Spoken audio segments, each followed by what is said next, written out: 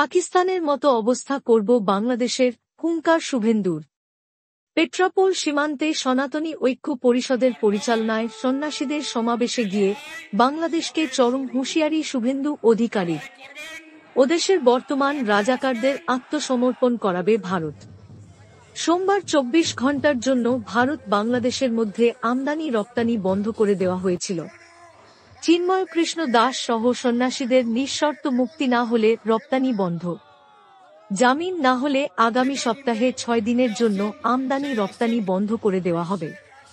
পাকিস্তানের মতো অবস্থা করব। আজ ভারত বিশ্বের চতুর্থ শক্তিশালী অর্থনীতি। হাসি মারাতে অনেক শব্দদান রাখা আছে, দুটোর মুখ ঘুরিয়ে দিলে ইউনূসের দল ছুটে পালাবে, আক্রমণ শুভেন্দুর। এদিন সমাবেশ শেষে 0 পয়েন্টের কাছে গিয়ে বেলুন উড়িয়ে বাংলাদেশকে জানান দিয়ে এলেন।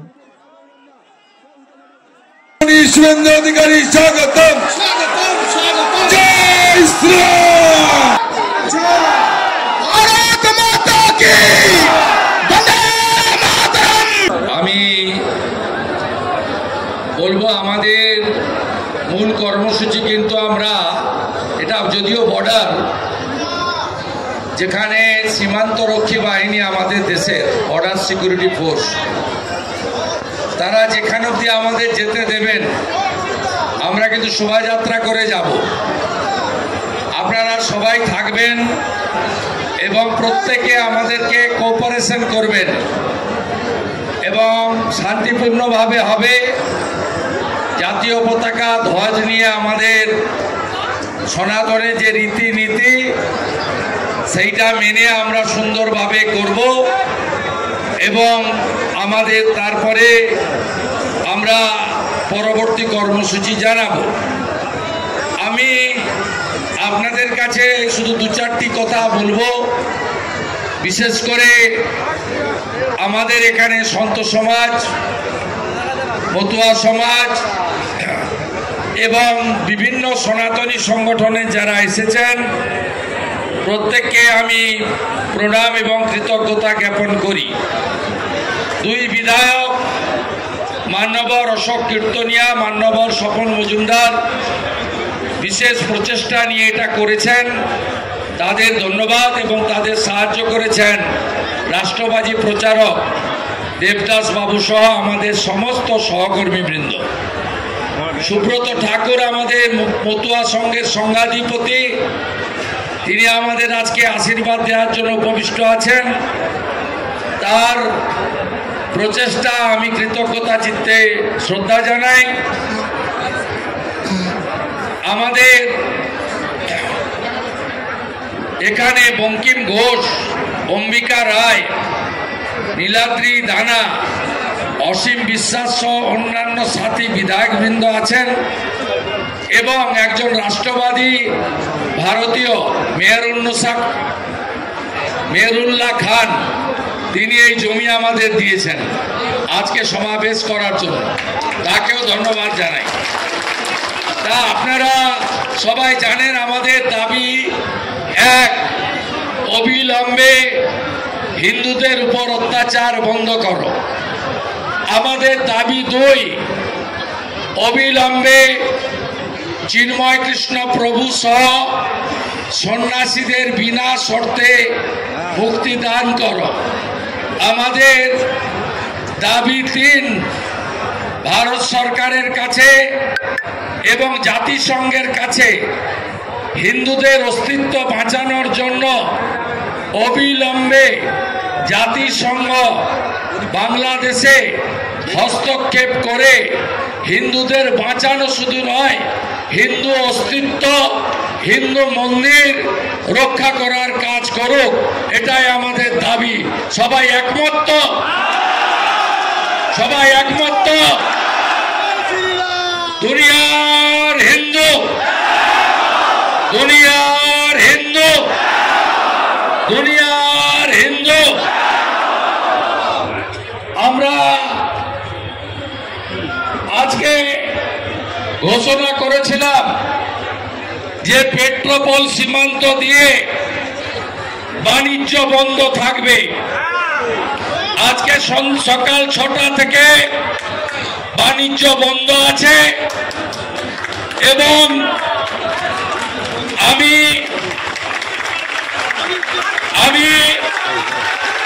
ধন্যবাদ জানাবো যে এটা 24 ঘন্টা চলবে, আগামীকাল সকাল 6টা অবধি। এটা আমরা ট্রেলার দেখিয়ে গেলাম। এর পরের সপ্তাহে অত্যাচার বন্ধ না হলে, প্রভু মুক্তি না পেলে আমরা 5 দিন বন্ধ করব। তারপরে আমরা 25 সালে লাগাতার বন্ধ করে ওদের আলু পেঁয়াজ কি করে খায় আমরা সেটা দেখিয়ে দেব। আমাদের নাম ভারতবর্ষ। ভারতবর্ষের পতাকা যারা পদদলিত করেছে, আমরা বলে যাই 71-এর রাজাকারের মতো, যেমন পাকিস্তানের আর্মি চিফ নিজামি আত্মসমর্পণ করেছিল, এই রাজাকারের নতুন বাচ্চাদের ভারত আত্মসমর্পণ করাবে এবং আত্মসমর্পণ করাবে। ভারত আজকে একটা দেশ নয়, পৃথিবীর একটা শক্তিশালী রাষ্ট্র নরেন্দ্র দামোদর দাস মোদীর নেতৃত্বে। রাশিয়া ইউক্রেনের যুদ্ধ বন্ধ করে 30,000 ভারতীয় ছাত্রছাত্রীকে মোদীজি বায়ুসেনার প্লেনে একদিনের মধ্যে ফেরত আনতে পারেন। এর নাম ভারতবর্ষ। এই ভারতবর্ষ G20 নেতৃত্ব দেয়।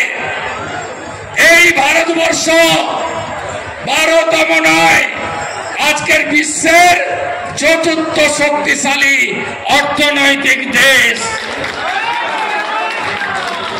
এই ভারতবর্ষ, এই হিন্দু সমাজ আমেরিকার প্রেসিডেন্ট নির্বাচনে ট্রাম্পকে জিতাতে পারে। তাই আমরা ভারতে নয়, আজকে বিশ্বের শক্তিশালী রাষ্ট্র। হাসি মারাতে অনেকগুলো শব্দ দানব রাখা আছে, দুটো যদি ঘুরিয়ে দেয় না, ভারতের বীর সেনারা ছুটে পালিয়ে যাবে এই মোল্লা ইউনূসের দল। লড়াই করবেন তো?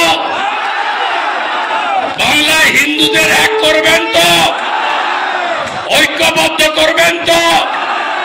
রোহিঙ্গা মুসলমানদের খুঁজে খুঁজে চুলের মুঠি ধরে বের করবেন তো?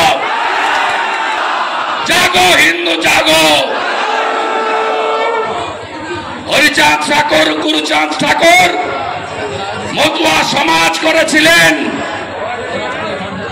ইসলামীকরণের বিরুদ্ধে। 1907 সালে স্বামী প্রণবানন্দ ভারত সেবাশ্রম বন্ধ করেছিলেন হিন্দুদের অস্তিত্ব রক্ষার জন্য। আর বীর সন্ন্যাসী বিবেকানন্দ স্বামী শিকাগোতে গিয়ে বলেছিলেন, তুমি গর্ব করে বলো আমি হিন্দু। শ্রী চৈতন্যদেব হরে কৃষ্ণ মন্ত্র, ঠাকুর অনুকূল চন্দ্র, রাধাশ্যাম গোটা পৃথিবীকে সনাতনী জাগরণ ঘটিয়েছেন।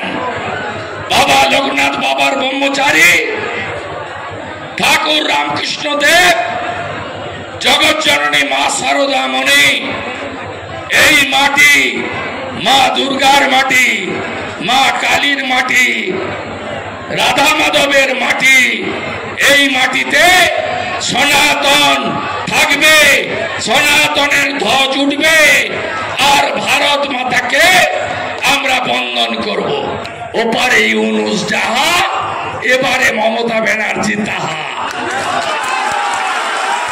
এ লড়াই বাঁচার লড়াই, এ লড়াই টিকে থাকার নয়, অস্তিত্ব রক্ষার লড়াই।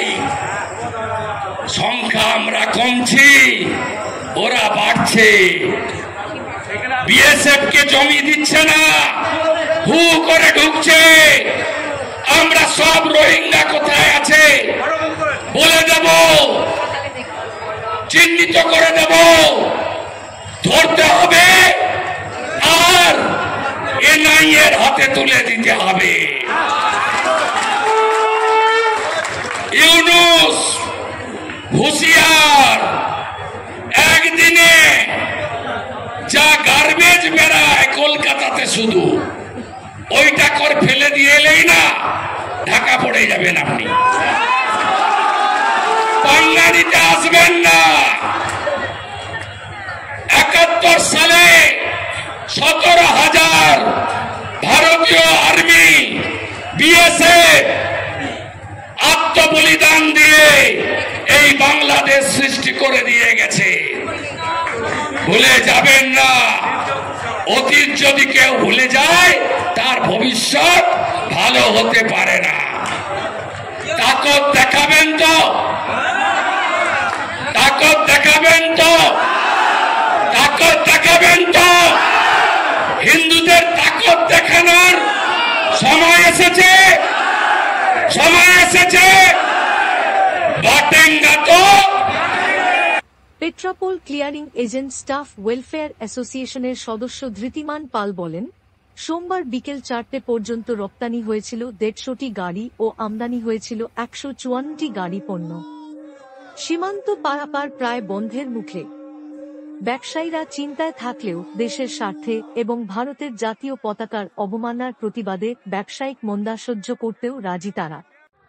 বাংলাদেশের বর্তমান উদ্ভূত পরিস্থিতিতে ভারত বাংলাদেশ সীমান্তের বনগাঁ পেট্রাপোল বর্ডারে প্রায় বন্ধের মুখে লোক চলাচল। সোমবার সকালে সীমান্তে গিয়ে বাংলাদেশে যাওয়ার জন্য ভিড় একেবারেই ছিল না।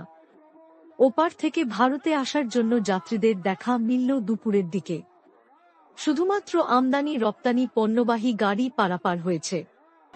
বাংলাদেশ থেকে আসা যাত্রীরা অনেকেই জানালেন ওপারে পরিস্থিতির কথা। জ্বলছে বাংলাদেশ। এই পরিস্থিতিতে নিজের দেশেই ফিরতে ভয় পাচ্ছেন বাংলাদেশি নাগরিকরা। ভারতে এসেছিলেন চিকিৎসা করাতে। বাংলাদেশের শান্তি ফেরাতে তাঁরা চাইছেন ভারতের প্রধানমন্ত্রীর হস্তক্ষেপ। সকাল থেকে এক্সপোর্ট ইম্পোর্ট চালু ছিল, এখন প্রায় 5টা বাজতে গেল। 170 গাড়ি মতো এক্সপোর্ট হয়েছে, আর বাংলাদেশ থেকে 160 গাড়ির উপর এসছে, অর্থাৎ ইম্পোর্ট হয়েছে। কিন্তু যেহেতু বাংলাদেশে অর্ডার কম, বেলসি সেইভাবে হচ্ছে না, অ্যাভারেজ 300-320 গাড়ি এক্সপোর্ট হচ্ছে প্রতিদিন। আর বাংলাদেশ থেকে ইম্পোর্ট হচ্ছে মনে করুন 160-70-80 গাড়ির মধ্যে ইম্পোর্টটা হচ্ছে আর কি, এই অবস্থার মধ্যে দিয়ে। এখন একটু কম আজকে, এখন একটু কম আছে আর কি, কারণ ভেবেছিল অনেকে কি হয় না হয়, সেই জন্য লোডিংটাও বন্ধ ছিল 2-1 দিন, যার জন্য এক্সপোর্ট ইম্পোর্টটা স্বাভাবিক আছে, কিন্তু অন্য দিনের তুলনায় একটু কম এখনো পর্যন্ত চলছে। প্রত্যেকদিন কেমন থাকে? প্রতিদিন 300 থেকে 350 গাড়ি এক্সপোর্ট হচ্ছে, আর ইম্পোর্ট 170-80 গাড়ি ইম্পোর্ট হচ্ছে আর কি, অর্থাৎ বাংলাদেশ থেকে যে মালগুলো আসছে। সমস্যা চলছে, এটা অস্বীকার করার জায়গা নেই। এক্সপোর্টাররা একটু টেনশনে আছে ঠিকই, কিন্তু আমদানি রপ্তানি এখনো স্বাভাবিক আছে। কোন রকম আশঙ্কা করছেন? এক্সপোর্টাররা করছে, অনেক এক্সপোর্টাররা বিভিন্নভাবে ফোন টোন করছে, ইম্পোর্টাররাও বলছে। তো এখনো পর্যন্ত সরকারিভাবে তো আমরা দেখছি ভারত বাংলাদেশ বাদ যাচ্ছে আসছে, তো স্বাভাবিক কারণে এখনো সমস্যা আমরা চোখে দেখছি না কিছু। তবে চাপা, টেনশন, আতঙ্ক, ভয় পাশে আমাদের মধ্যে আছে। শুধু ডলার নয়, বাংলাদেশি কারেন্সি সহ 32টা দেশের কারেন্সি বিনিময় হয়। কিন্তু এই মুহূর্তে তো বাংলাদেশ গভর্নমেন্ট যে পজিশনে দাঁড়িয়ে আছে, সেখান থেকে ভিসা ইস্যু বন্ধ, আপনারা জানেন। নর্মাল ভিসা হচ্ছে না, মেডিকেল ভিসা তাও খুব কম। এবং এখানেও যারা মেডিকেল ভিসায় আসছেন তাদেরকে অনেক ক্ষেত্রে ডাক্তার দেখতে চাইছে না কলকাতায়, যেহেতু জাতীয় পতাকার একটা অবমূল্যায়ন হয়েছে। সেই দিকে দাঁড়িয়ে সকালবেলা থেকে বাংলাদেশি পাসপোর্ট ইন্ডিয়াতে খুব কম সংখ্যক হাতে গোনা ঢুকেছে, এবং একটা আতঙ্কে যারা ছিলেন বাংলাদেশি লোক, তাদের ভিসা প্রায় শেষ। কিছু লোক গতকালই ফিরে গেছে, এবং সাধারণ কিছু ইন্ডিয়ান মানুষ যারা ব্যবসা বাণিজ্যের সঙ্গে যুক্ত, তারা কিন্তু সকালবেলা বেনাপোল পর্যন্ত যাচ্ছেন এবং তারাই ফিরে আসছে। সকাল থেকে লোকজন যাতায়াত নেই না, সকাল থেকে বাংলাদেশি প্যাসেঞ্জার দেশে ফিরছে এরম ব্যাপার নেই, তারা চলেই গেছেন, এবং সংখ্যা তো খুব কম। বাংলাদেশি লোক তো ইন্ডিয়াতে কম আছে এই মুহূর্তে, 2-1 মানে কিছু আছেন। এবং আমরা যে সকল পাসপোর্ট কাজের সূত্রে হাতে পেয়েছিলাম, তাতে দেখেছিলাম 15 তারিখ ডিসেম্বরে 12 থেকে 15 প্রায় শেষ। 12-15 তারিখ যাওয়ার পরে কোনো বাংলাদেশি লোকের নতুন করে ভিসা ইস্যু না হলে এই পোর্টে বাংলাদেশি লোক নীল হয়ে যায়। আজকের এই যে আতঙ্কে কিছুটা রয়েছে, যে এখানে না, আতঙ্কের আর কি আছে, দুই দেশের প্রশাসন যেটা সিদ্ধান্ত নেবে সেটাই থাকতে হবে। তবে ব্যবসায়ীগতভাবে আমরা একজন মুদ্রা বিনিময় ব্যবসায়ী হিসেবে দারুণভাবে ক্ষতিগ্রস্ত। শুধু আমরা নয়, এখানের এক্সপোর্ট ইম্পোর্ট সহ যে সমস্ত দেশ, শুধু এইটাই নয়, এর উপরে ভিত্তি করে তো কলকাতা থেকে ব্যাঙ্গালোর, যে বিভিন্ন সিস্টেম সমস্ত কিছুই কিন্তু স্বাস্থ্য থেকে শুরু করে পরিবহন, এই সময় বেড়াতে আসে একটা বিশাল সংখ্যক বাংলাদেশি মানুষ যারা হিন্দু এবং বৌদ্ধ, মূলত তারা বেড়াতে আসেন, আজমিরেও যান, আমাদের মুসলিম ভাইরা আজমিরেও যান। সো এই ট্যুর একটা বিরাট ব্যাপার, কয়েক হাজার মানুষ আসেন, টোটালটাই ফ্লপ, বাস থেকে শুরু করে যারা সঙ্গে অ্যাসোসিয়েটেড থাকেন। না না, ব্যবসা আমাদের, ব্যবসা কোথায় ব্যবসা? আমাদের ব্যবসা হলো নিউ মার্কেট, মাল খালি ওইখানে বিক্রি করি। আচ্ছা, বাংলাদেশে গেছিলেন বেড়াতে? বাংলাদেশে তো আমার বাসা, এখানে ব্যবসার জন্য আমরা আসি। ব্যবসার জন্য। ব্যবসা। আচ্ছা, বাংলাদেশে যে এই যে ভারতের পতাকার অবমাননা করা হয়েছে, তার পরিপ্রেক্ষিতে অখিল ভারতীয় হিন্দু মহাসভা বলছে যে এখানে কোনো চিকিৎসা করতে দেওয়া উচিত নয়। লোকটা তুলে আমার ঢাকাতে নাই, ও চিটাঙ্গে আছে। ঢাকাতে আমি সাগরীপট্টির ভিতরে আছি, বুঝছেন, মসজিদ আছে, আমাদের হিন্দুর সাথে খুব ভালো সম্পর্ক, আমার এরকম নাই কোনো। আপনাদের ওখানে নির্যাতন হচ্ছে, হিন্দুদের ও জায়গায় কোনো চাকরি হবে না, চাকরি যারা উচ্চ পর্যায়ে তাদের নিচে নেওয়া নাম কীর্তন করতে পারি না, আমরা পূজা অর্চনা করতে পারি না, তারপরে জমি জায়গা বিক্রি হবে না, এমনি আমি যাবো তাই বলে যে মুসলমান হয়ে যাও, নাইলে এ জায়গায় কোনো জমি বেশি করতে পারবো না, সেই জন্য 4-5 লাখ টাকা সেটা 20,000 টাকা। আপনারা ওখান থেকে কোথাও যেতেও পারবেন না? আসতেও দেবে না, আসতেও দেবে না, ওই জায়গায় আমরা দিতে পারবো, হিন্দুদের এখানে বসে। আর তারপরে কী করবে যে পুরো হিন্দু ত্যাগ করে এই চক্রান্ত চলছে ওখানে। আপনি কি পালিয়ে আসছেন এরকম? আপনি কি চিকিৎসা করাতে আসছেন? পালিয়ে তার ভিতরে পালিয়ে আমি যে জায়গায় আসছিলাম সাইডে কারোকে বলিনি, পাড়া প্রতিবেশীকে আপনি বলতে পারেননি? বললি তারা ভাবলে কি মারা ইন্ডিয়া চলে আসছে পড়ায়। ভারতে আসার ক্ষেত্রে কি বাধা দিচ্ছে ওখানকার লোকজন আপনাকে? বাধা আমার দেয়নি, বাধা দেয়নি, কিন্তু বলাবলি করে ওই সালা হিন্দুরা চলে যাচ্ছে, হিন্দুরা চলে যাচ্ছে, এটা এই সমস্ত জমি বাড়ির কি অবস্থা? জমি বাড়ি বিক্রি করতে দেবে না, দখল হচ্ছে কি? তারা বলে কি যে সারা হিন্দুরা তো ফেলে দিয়ে চলে যাবে না, আমরা দোকানে এমনি পাবাই। আপনি ওদিকে কোথায় থাকতেন? নড়াইল বাড়ি। এই পরিস্থিতিটা, যে পরিস্থিতির কথা বলছেন, যথেষ্ট ভয়াবহ, উদ্বেগজনক। এটা কখন থেকে শুরু হলো? এই অবস্থানটা কবে থেকে শুরু হলো? চীনা চলে আসার পর গরু বছর চুরি করে নিয়েছে, লেখতে আগুন ধরা দিয়েছে, ধানে আগুন ধরা দিয়েছে, আর সময় কিছু করে নিয়েছে। তারপরে চলাকালে আছে সব হাসিনা দেশ ছাড়ার পরে, তারপরে আর এই চিন্ময়রা ধরার সময় ধরার পরে এখানে এসেছেন গতকাল। আজকে চলে যাচ্ছেন কেন? আজকে চলে যাচ্ছি আমার মায়ের অসুস্থতার কারণে, মার সংবাদ পাচ্ছি। আচ্ছা, বাংলাদেশে ফিরে যাচ্ছেন আজকে? হ্যাঁ, ফিরে যাচ্ছি। মানে একদিনেই ফিরে যাচ্ছেন? একদিনই ফিরে যাচ্ছি। মানে কোনো রকম আতঙ্কে কি রয়েছেন? মানে এখানে বন্ধ হয়ে যেতে পারে? বাংলাদেশে আমরা একটু আতঙ্কে আছি। বাংলাদেশে আছেন? হ্যাঁ, বাংলাদেশে আতঙ্কে আছি। এইখানে বর্ডার বন্ধ হয়ে যেতে পারে এরকম আতঙ্কে আছেন? হ্যাঁ, সেই জন্যই বেরিয়েছি বেশি, বর্ডার বন্ধ হয়ে যাওয়ার শুনছি, বন্ধ দিয়ে যাবে, সেই কারণেই যাচ্ছি। আপনার নাম? আমার নাম হাজি মোহাম্মদ আলতাফ। কোথায় বাড়ি? চন্দনপুর, গয়রা, কলারুয়া থানা, বাংলাদেশ। জি।